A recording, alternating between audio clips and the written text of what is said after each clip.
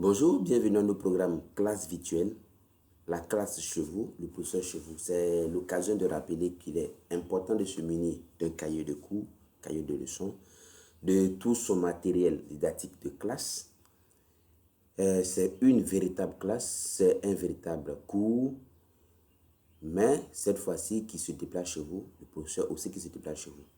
Nous sommes donc en SVT, le niveau terminal D, et aussi rappeler que la classe virtuelle s'adresse à tous les niveaux et chacun pourra donc apprendre depuis sa maison, depuis son bureau, depuis là où il se trouve.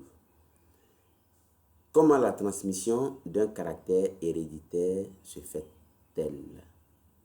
Alors nous sommes donc en génétique, dans la partie monohybridisme du programme de la terminale D. Alors cette partie sera consacrée à ce qu'on appelle la génétique humaine, à la transmission d'un certain nombre de caractères des parents aux descendants. Et là, l'application, sinon l'objectif, c'est de pouvoir déterminer l'origine d'une anomalie et prévoir les risques de sa transmission aux générations futures. Aussi simplement, il y a une anomalie. Est-ce que cette anomalie va se transmettre à la nouvelle génération? Est-ce que les parents, dans leur descendance, auront un enfant qui prend l'anomalie? Ou alors c'est à la descendance suivante? Ou alors, ainsi de suite. Donc voici là l'application de cette partie de la génétique humaine. Dans la première partie, nous verrons la transmission d'une affection héréditaire qui se fait selon le sexe ou non. Alors, donc la première hypothèse, l'on rappelle toujours qu'il est important de noter le titre de la leçon. Une leçon qui est suivie et dont la prise de notes n'est pas faite, la compréhension n'est pas totale. Et donc, il est important d'écouter, de faire une prise de notes et enfin de faire des exercices qui seront mis à votre disposition. Dans cette partie de la transmission liée au sexe ou non, nous allons prendre le cas d'un gène autosomal. Et voilà, nous allons utiliser les résultats d'une enquête. La transmission du caractère albinos dans l'espèce humaine, c'est le cas que nous allons utiliser. L'albinisme est une affection héréditaire. Donc, ceux qui connaissent les albinos, le sujet atteint ne peut synthétiser la mélanine. Donc voilà, c'est la mélanine qui rend les cheveux noirs, qui donne la coloration brune ou la coloration noire à la peau, aux cheveux et aux yeux. Et il y a certaines personnes chez qui cette synthèse ne peut pas se faire correctement. Donc il n'y a pas de mélanine, il n'y a pas du tout, alors il n'y a pas une grande quantité de mélanine. Et donc pour étudier donc, la transmission de ce caractère, nous allons étudier un arbre généalogique qu'on appelle aussi un pédigré. Avant donc d'y arriver, certaines notions, on va se familiariser à certaines notions telles que le génotype. Le génotype, c'est l'ensemble des gènes portés par le chromosome d'un individu. Et on le note comment? On peut le noter comme ça, donc deux traits, j'allais dire parallèles, avec ces barres intérieures, ou de cette manière. Et quand c'est noté comme ça, il s'agit d'un gène autosomal, et quand c'est noté comme ça, il s'agit d'un gène tout simplement qui est lié au sexe. Donc, si vous voulez, chromosome non sexuel et là, chromosome sexuel. C'est deux parce que les chromosomes sont rangés par paire. Et là, c'est XX chez la femme, hein, quand c'est sexuel, et XY chez l'homme, quand c'est lié au sexe. Mais quand c'est pas lié au sexe, on note comme ça tout simplement sans les dénominations XX. On se comprend, hein? Quand c'est les chromosomes sexuels, on notera X et X chez la femme, X et Y chez l'homme. Mais quand c'est des autosomes, on notera seulement comme ça, sans mettre les dénominations, sans mettre les expressions X, X, comme ça, tout simplement. Alors, les différentes expressions observables d'un gène sont appelées caractères. Donc, en un mot, le caractère, c'est quoi? C'est l'objectif. C'est ce que nous pouvons... l'objectif d'étude. On peut décider d'étudier la forme des yeux chez quelqu'un. On dira que le caractère, c'est la forme des yeux. On peut décider d'étudier l'albinisme, dont le caractère, c'est l'albinisme, ainsi de suite. Et donc, on dira qu'un caractère héréditaire, lorsqu'il se transmet de génération en génération. Il peut y avoir des sauts de génération, mais tout fait. Dès l'instant où il y a transmission d'une génération à une autre, une génération qui est proche ou éloignée, on dira que c'est un caractère héréditaire. Les différentes formes d'expression d'un caractère chez un individu sont appelées phénotypes.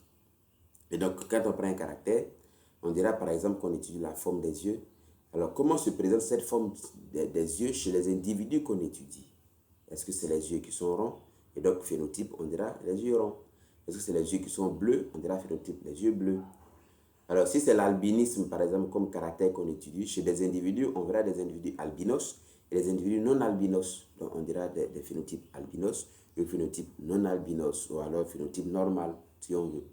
Pas une manière de dire que les albinos sont anormaux, mais juste des appellations. Et lorsqu'on va faire le choix de symboles pour un caractère étudié, on verra des phénotypes et avec ces phénotypes, on fera ce qu'on appelle les choix des symboles, qu'on verra dans la suite du cours. Et une fois qu'on a fait le choix des symboles qui sont des lettres, on notera donc les phénotypes en crochet, comme ça. Si on a pris la lettre B pour symbole, on va mettre B en crochet. Si c'est B minuscule, on mettra B minuscule en crochet. Donc les phénotypes se notent toujours en crochet. Voici quelques rappels nécessaires donc à la suite du cours. Alors, dans l'exercice, on a décidé donc d'étudier la transmission de l'albinisme d'une génération à une autre. Donc, on parle souvent de pédigré. Donc, le pédigré, c'est comme ça que le pédigré se note. Donc, première génération, le 1 ici en chiffre romain, deuxième génération, troisième génération. Ceci signifie homme et cela signifie femme. Pour un caractère donné, on va distinguer les phénotypes. Donc, lorsque c'est hachuré comme ça, ou alors c'est coloré, ça sera donc un individu qui présente le phénotype. Ici, comme on parle d'albinos, donc quand c'est hachuré, carré, hachuré, un homme albinos, rond non hachuré, rond hachuré plutôt, une femme albinos, carré non hachuré, un homme normal, et rond non hachuré, une femme normale. D'accord? Et généralement, qu'est-ce qu'on aura à démontrer? Donc, en question petit 1, on va démontrer que le phénotype albinos est dominant ou récessif. Notion de dominance et récessivité. Donc, on note les différentes questions. Question 2, démontrer que le caractère est lié au sexe ou non. Question 3, on va écrire les génotypes de certains individus. Donc, en mettant 2, 1, ça veut dire que l'individu de la deuxième génération, mais en première position. 2, 1, c'est ce dernier. Donc, c'est une dame, une femme. 2, 2, c'est cet individu. 3, 5, par exemple, troisième génération, cinquième individu, c'est cette personne. Et donc, on voit bien que c'est une femme. D'accord? Et voici les questions auxquelles nous allons donc à répondre. Encore, il est important de noter. Il faut noter, il faut vraiment noter, c'est important. Et voici comment on fera la résolution classique. Donc, la première question qui très souvent demande qu'on justifie si un phénotype est dominant ou récessif. Il va s'agir de faire des remarques. Vous allez remarquer qu'à chaque fois, le pédigré, je le transfère là. Ce n'est pas pour dire qu'en résolvant l'exercice, il faut à chaque fois reproduire le pédigré, mais pour la compréhension de l'explication qui est là, il faut que le pédigré soit à côté. Donc, si c'est un sujet, vous avez votre pédigré à côté, vous pourrez donc résoudre l'exercice facilement. Et donc, remarque, pour démontrer la récessivité ou la dominance, n'est-ce pas, il faut faire deux remarques. Il faut faire deux remarques. Il faut pouvoir observer des parents qui sont sains, donc qui ne présentent pas, n'est-ce pas, le phénotype donné, mais qui donnent des enfants dont dans la descendance, on a des enfants qui présentent. Autrement dit, des parents qui sont sains et qui ont des enfants qui présentent le phénotype. Si c'est une maladie, on dira des parents sains que des enfants malades. Mais on ne dira pas des parents sains parce que s'ils étaient vraiment sains, il n'y aurait pas des parents et des enfants malades. C'est pourquoi on utilise l'expression apparemment sains. Hein? En les observant, on pense qu'ils sont sains, mais de façon génotypique, ils ne sont pas sains. D'accord? Et donc, on va faire cette observation. Ou alors des parents qui sont affectés par l'anomalie, mais qui ont des enfants qui ne sont pas affectés. Vous voyez, dans les deux sens, c'est des parents normaux, apparemment normaux, qui ont des enfants qui prennent l'anomalie, ou des parents qui ne sont pas normaux, qui sont en griffe malade, mais qui ont des enfants sains.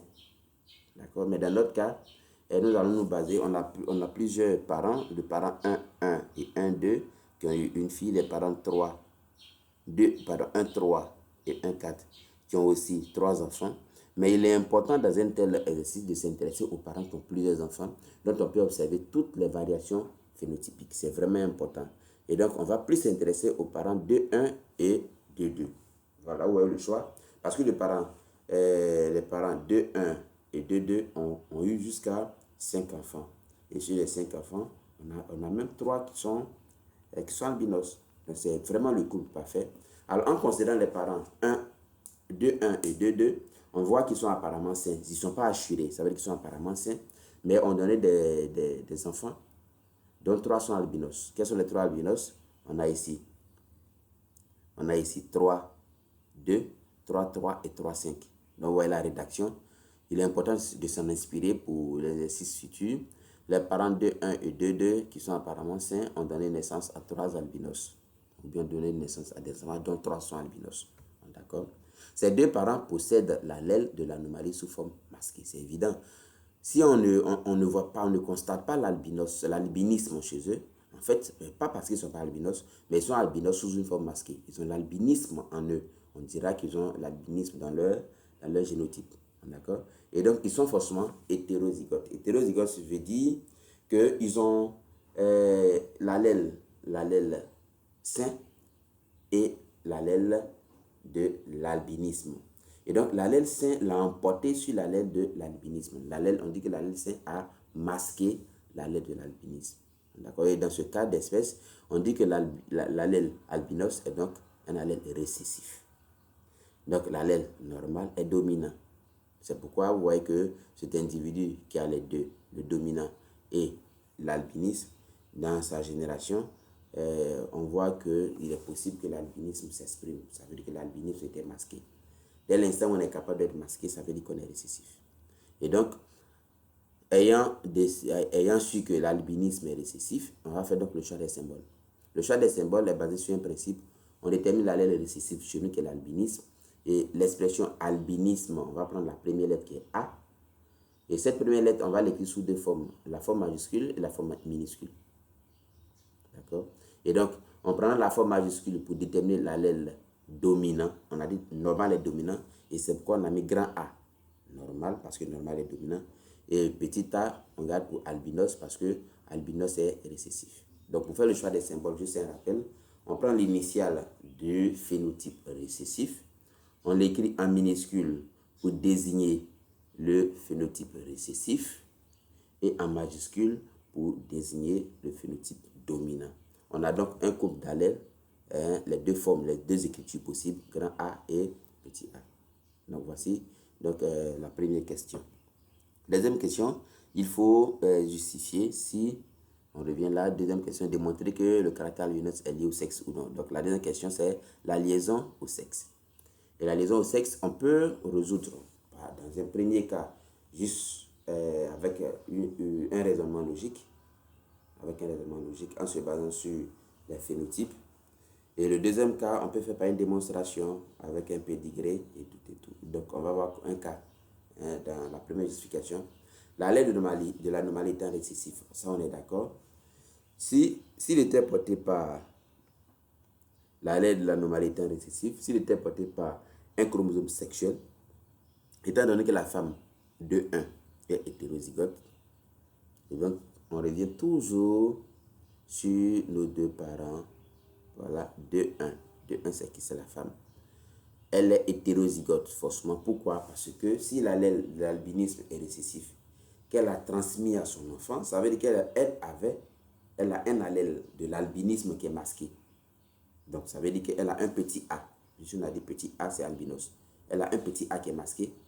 Et comme on la voit apparemment, elle est saine, elle est normale, ça veut dire qu'elle a aussi le grand A. Donc, elle a en même temps le petit a et le grand A. D'où la notion de hétérozygote. Donc, la femme, elle est hétérozygote. Et quand on dit hétérozygote, d'accord?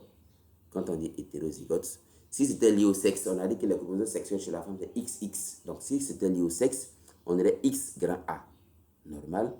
X petit a, albinos. On a bien dit, elle est hétérozygote. Dans ces conditions, pour que le couple de 1, de 2 donne un enfant albinos, il faudrait que l'homme qui est à côté puisse aussi produire un X petit a. D'accord? Un X petit a. Là, les enfants filles auraient X petit a. Les enfants filles albinos auraient X petit a et X petit a. D'accord? On reprend le raisonnement. La mère de 1 étant hétérozygote, et on sait pourquoi, elle possède donc l'allèle albinos ici. Pour qu'un enfant soit albinos, il faudrait que l'enfant, puisque l'albinisme est récessif, le petit a ne peut pas se présenter avec un grand A et obtenir un enfant albinos. Donc, il faudrait que le petit a se présente sous deux formes. Donc, petit A, la forme répétée. Ce qui veut dire que si la mère donne un petit A, puisque dans la fécondation, la mère donne un allèle et le père donne l'autre. Donc, la mère donne le petit A, le père doit forcément donner le petit A. Ce qui sous-entend que le père aussi a le petit A. Alors, on revient sur le pédigré. Si le père a un petit A, il ne peut pas être sain comme ça. Parce que chez l'homme, en termes de chromosome sexuel, c'est le X seulement qui porte l'information génétique, dans ce cas d'espèce. Donc, si le X porte le petit A, le Y ne portant rien, chromosome sexuel chez l'homme, on revient juste en arrière. Vous voyez qu'on a un chromosome sexuel ici, le X qui porte le petit A, le Y ne portant rien. Donc, si le X porte le petit A, le père serait forcément albinos. Ce qui n'est pas le cas. Ce qui n'est pas le cas. En regardant le père de 2 là, il n'est pas albinos. Ce qui veut dire qu'il ne porte pas de petit A. D'accord? Et donc, pour ce couple, donner naissance à une fille albinos suppose que l'homme a le petit A, à ce génotype-là. Ce qui n'est pas le cas. L'allèle de l'anomalie n'est donc pas porté par un chromosome sexuel. S'il n'est pas porté par un chromosome sexuel, ça veut dire qu'il est porté par un autosome. D'accord? Donc voici un raisonnement. Vous le notez, vous l'observez attentivement. Et dans tous les cas, on pourra revenir sur tous les cas qui prêtent à confusion. Mais écoutez bien l'explication et repassez l'explication en boucle et puis suivez attentivement le rappel pour pouvoir vous en sortir. Le deuxième cas d'explication, ok, on va supposer que l'allèle d'anomalie est porté par un chromosome sexuel, simplement. Et donc, on va considérer nos deux parents, le parent 2-1 et le parent 2-2. Le parent 2-1, voilà 2-1 ici. Donc, je rappelle que toujours le pédigré est là, pas pour dire qu'il faut répéter à chaque fois le pédigré, mais pour pouvoir l'avoir et pour rendre plus simple les explications. Donc, le parent 2-1, et là, c'est une femme. Donc, une femme, c'est la mère. Et là, le parent 2-2, c'est le père. Et quand on les regarde sur le plan phénotypique, est-ce qu'ils sont albinos? Non, 2-1 n'est pas albinos. Donc, 2-1 est normal. C'est pourquoi on a mis grand A entre crochets. N'oublions pas que les phénotypes se notent toujours entre crochets. 2-2 également, c'est un parent, n'est-ce pas, qui n'est pas albinos. Donc, grand A, aussi entre crochets. Donc, le croisement entre ce phénotype et ce phénotype, on va écrire les génotypes. N'oublions pas qu'on venait de dire que le parent 2-1 est hétérozygote. Hétérozygote, ça veut dire quoi? Le fait qu'il soit grand A, il pouvait avoir les deux allèles, grand A, ça va, il est normal. Mais il peut avoir l'allèle grand A, petit a, il est aussi normal, puisque le grand A est dominant sur le petit a. Mais dans notre cas, ce n'est pas grand A. Pourquoi? Autrement, il ne pourrait jamais transmettre le petit a à ses enfants. Puisque regardez, dans la descendance, on a des enfants qui sont albinos, qui ont reçu forcément un allèle de l'albinisme chez la mère, de la mère, si on veut. Donc, il est évident que la mère est hétérozygote, un grand A, un petit a. Et comme on a supposé que c'est lié au chromosome sexuel, c'est pourquoi vous voyez les X, donc XA, XA. Le père de 2, on dit que le chromosome Y qui se note comme ça, il a mis la notation de Y, et ne porte pas d'information. Avec le Y, on n'a aucun souci. Le X qui est là, soit on mettra X petit a, X grand A. C'est les deux, c'est le couple d'allèles, c'est les deux notations qu'on a vues avec l'albinisme. Mais si on met petit a, ça veut dire que le père est albinos. Pourtant, il ne l'est pas. Donc, grand A. Donc, on a ce génotype. Donc, finalement, voilà les deux génotypes des deux parents. La production des gamètes, lorsqu'on a un génotype, ce génotype, on dit qu'il est hétérozygote. Quand un génotype est hétérozygote, ça veut dire que les deux ne sont pas identiques.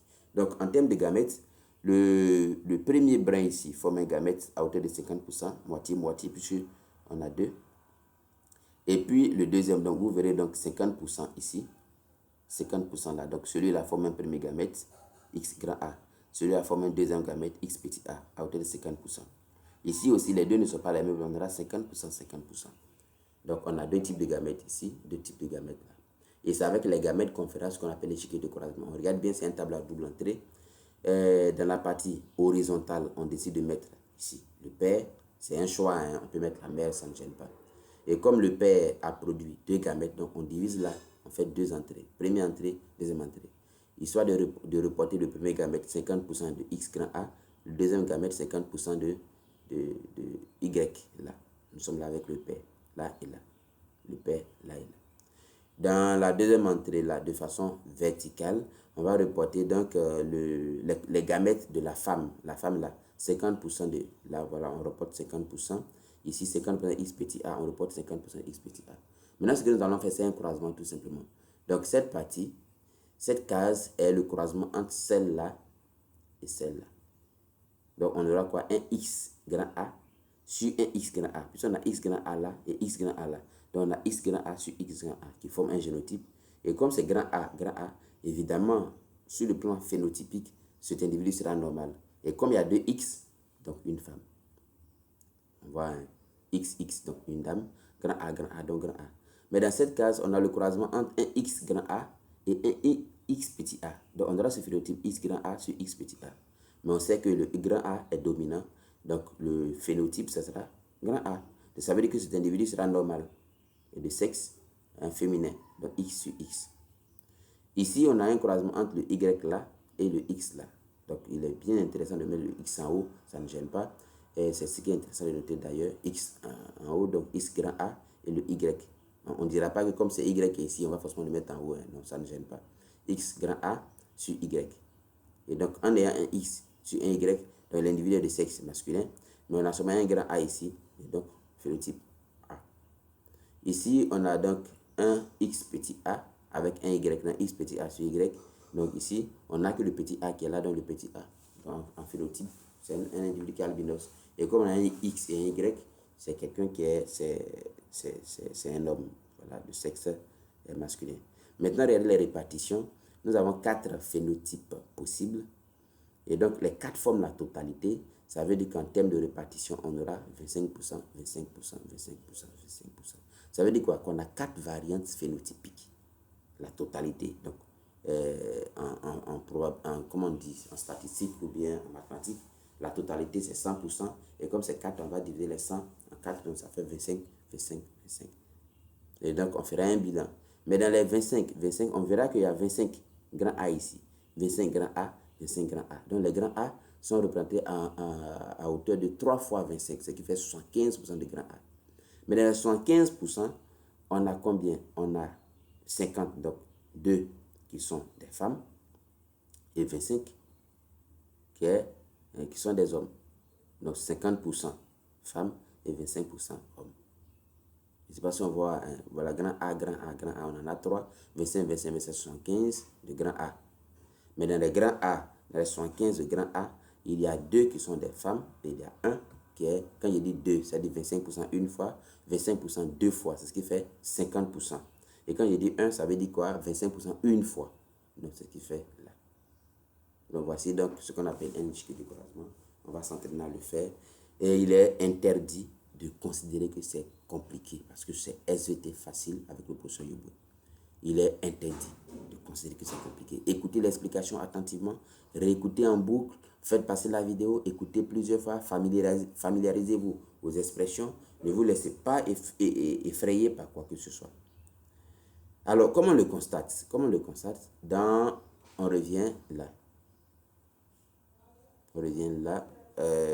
Il y a une partie du bilan qui a été omise.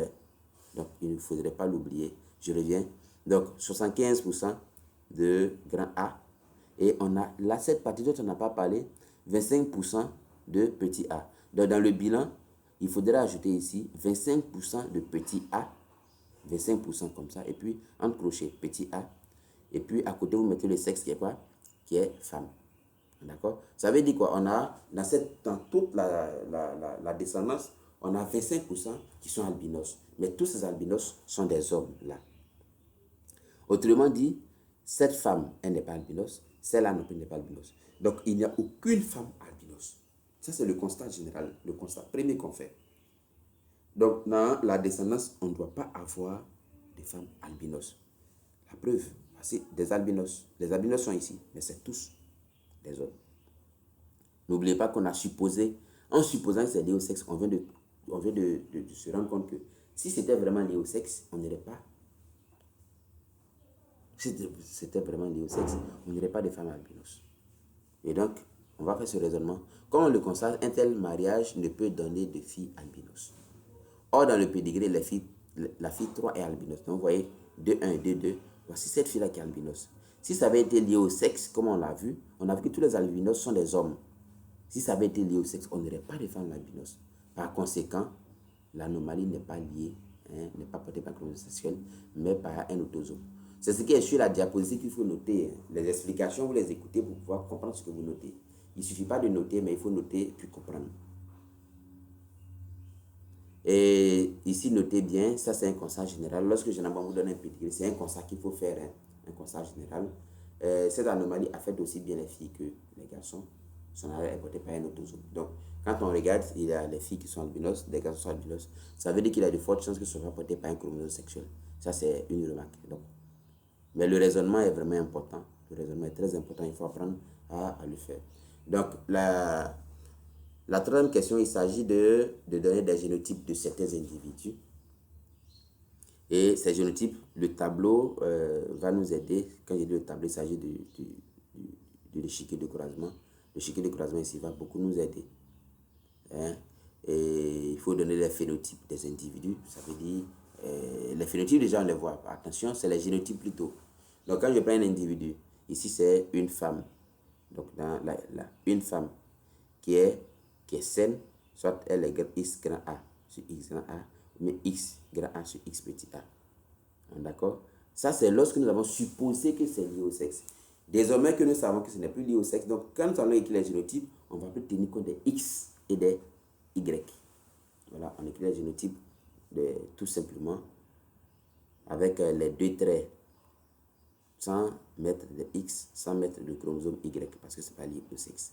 Donc, on repart sur les génotypes. Donc, 1, voici 1, et voici 2, 1. Et donc, 2, 1 et 2 ont pour génotype grand A sur petit a. Grand A sur petit a. Le petit a a été omis, donc mettez là, petit a.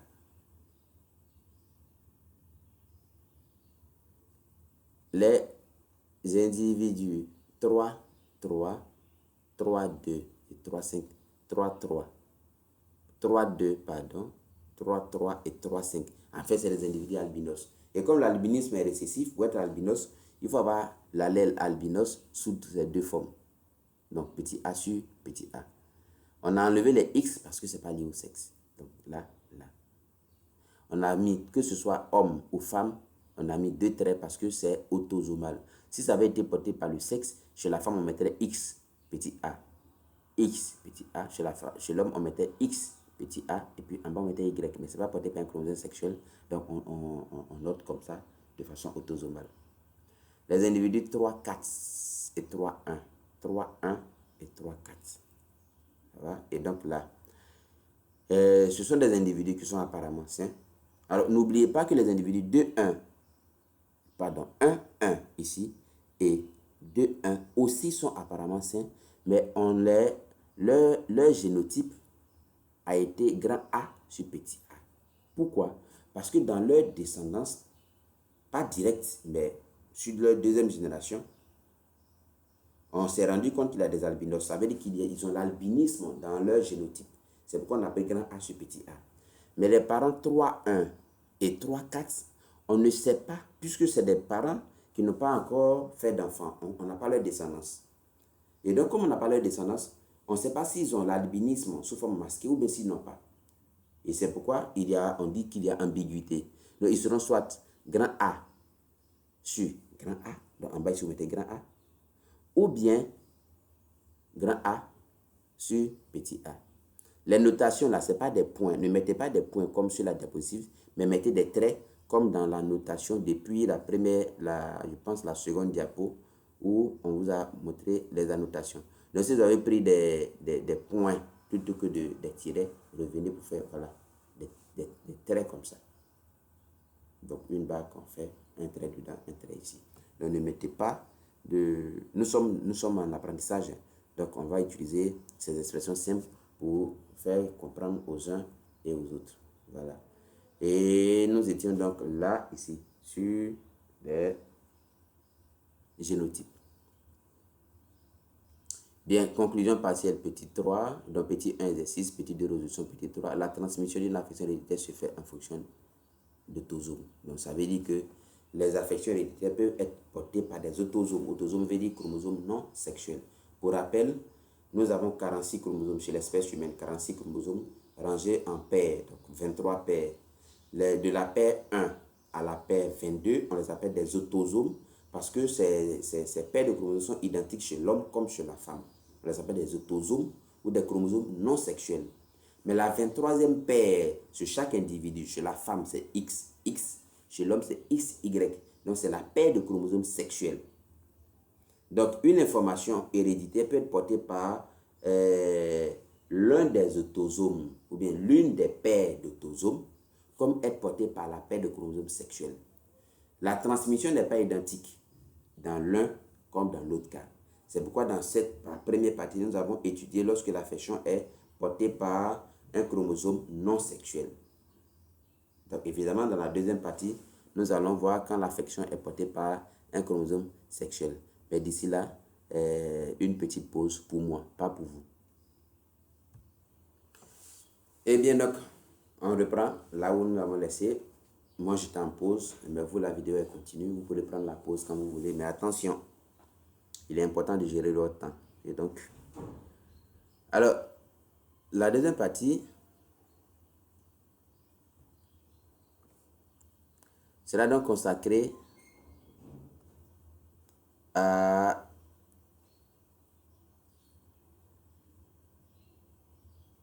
voilà, ça va.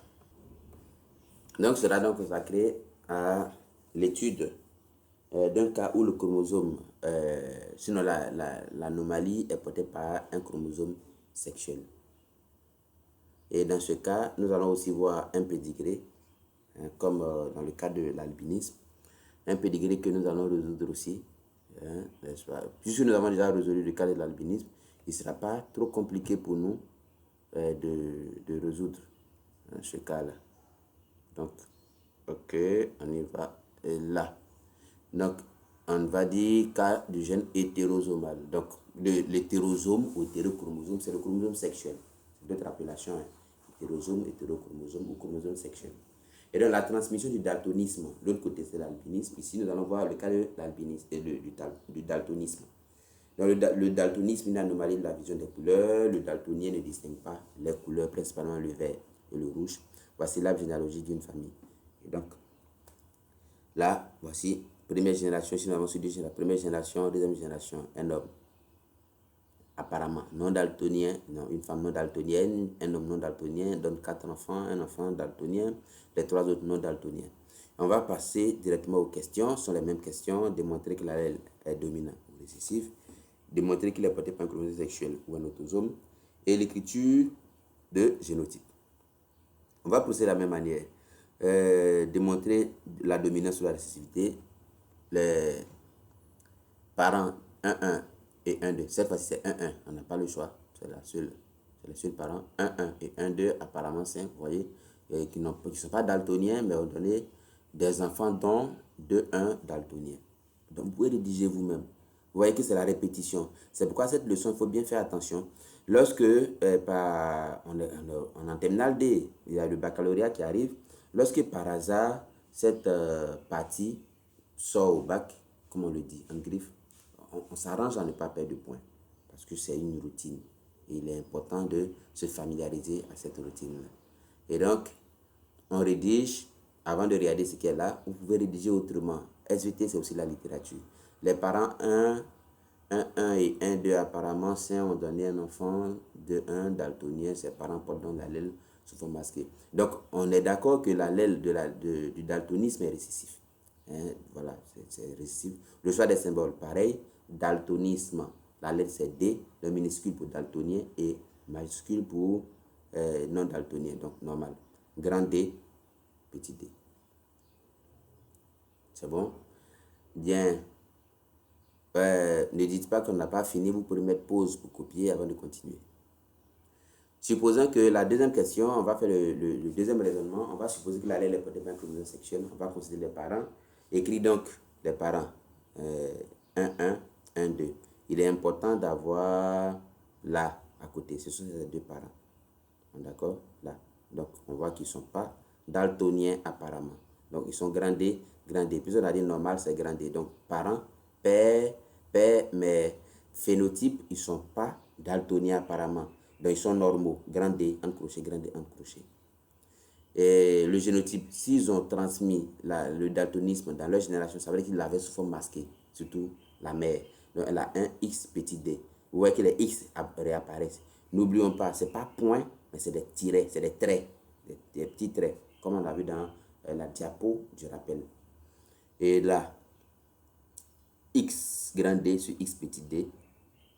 Et l'autre, le père, X grand D sur Y. Il ne pouvait pas être autrement. Parce que lui, il porte l'information sur X seulement.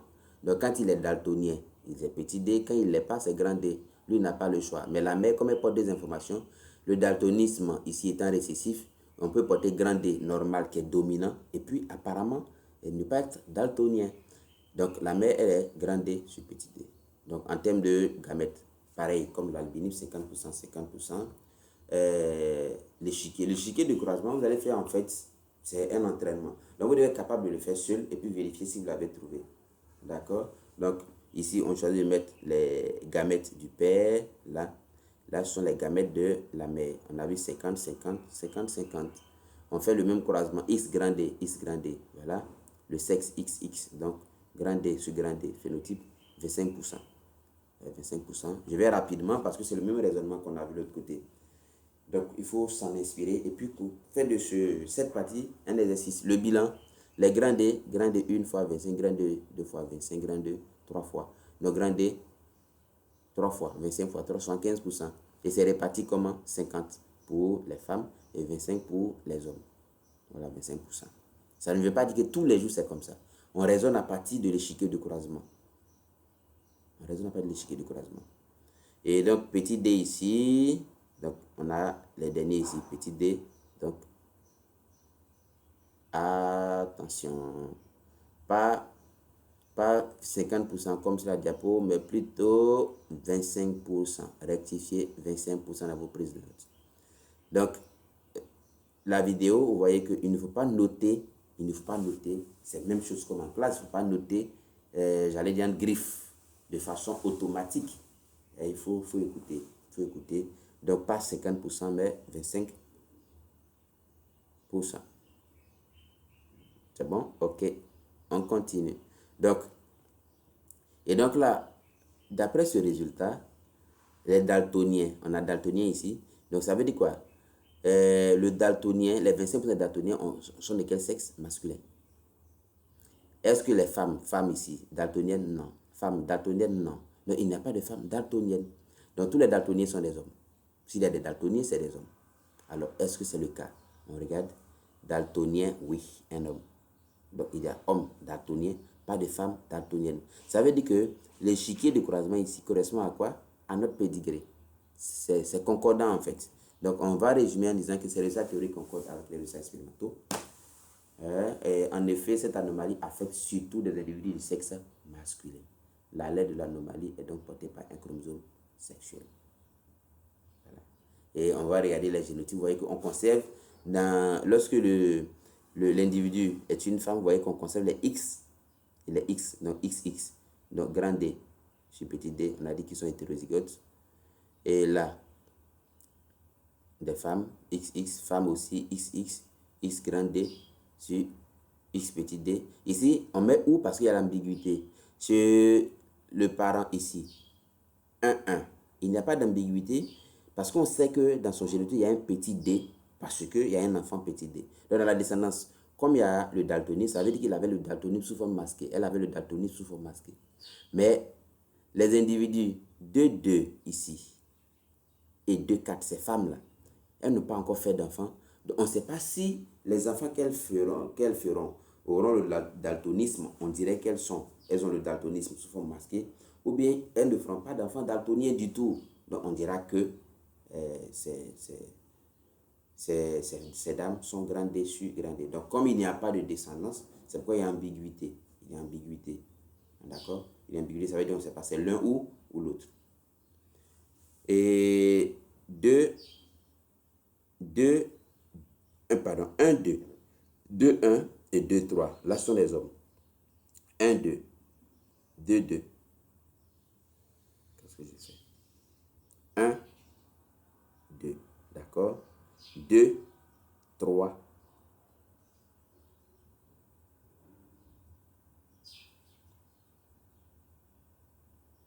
2, 1, 2.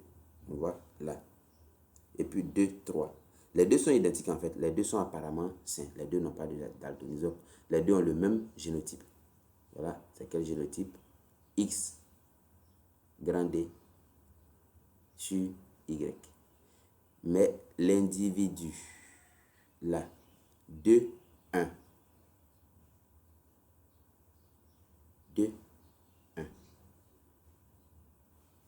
2, 1. Alors, on ne notera pas ici. On va noter avec la vidéo. Donc, on écoute et on note. Donc, on va noter l'individu 2, 1, 2 ici. 2, 3. Ils ont quel génotype? X grand D sur Y. L'individu 2, 1 ici. 2, 1, qui est un homme, a X petit d sur Y. X petit d sur Y. Parce que c'est un daltonien. D'accord? Donc finalement, on aura noté les différents génotypes. Donc, conclusion partielle, la transmission d'une affection héréditaire. Donc, 1, exercice 2, résolution. 3, conclusion. La transmission d'une affection héréditaire se fait en fonction d'un chromosome sexuel. Donc, on a vu que ça peut se faire en fonction d'un chromosome non sexuel, mais aussi en fonction d'un chromosome sexuel. La conclusion de l'hypothèse, c'est que la transmission d'une affection héréditaire se fait ou non en fonction du sexe. L'albinisme est autosomique et le daltonisme est sexuel, est lié au sexe. Toutes les deux affections se transmettent avec dominance complète. Donc voici la fin de la première hypothèse avec SVT facile pour Soyoboué. Et écoutez, réécoutez, écoutez, réécoutez, notez, surtout notez, prenez vos cahiers, prenez cours correctement. Un cours qui est écouté seulement est compris à 30%. Un cours qui est noté est compris à 70%. Un cours qui est écouté, qui est noté et dont l'exercice à l'appui est compris à 90%. 90% au moins. Donc, bonne suite et à très bientôt pour la seconde hypothèse. Pour ceux qui voudront être informés lorsqu'il y aura la seconde hypothèse, il faut vous abonner sur la chaîne YouTube. Donc, vous regardez sur la chaîne YouTube, en bas, vous allez voir s'abonner. Quand vous abonnez, dès qu'on met une vidéo, YouTube vous envoie une notification pour dire attention, il y a une nouvelle vidéo et vous pourrez regarder. Dans le cas contraire, vous ne saurez pas qu'il y a une nouvelle vidéo. Donc, il est important de s'abonner. Si le cours vous a plu, partagez à d'autres personnes. Vous avez reçu le cours, vous a fait du bien, partagez à d'autres personnes, à d'autres parents, à d'autres élèves, et partout où vous pouvez partager pour que tout le monde puisse avoir accès au cours, pour compléter soit ce qu'il a reçu en classe, ou bien pour comprendre lorsqu'il n'a pas encore fait le cours en classe. Merci. Au revoir.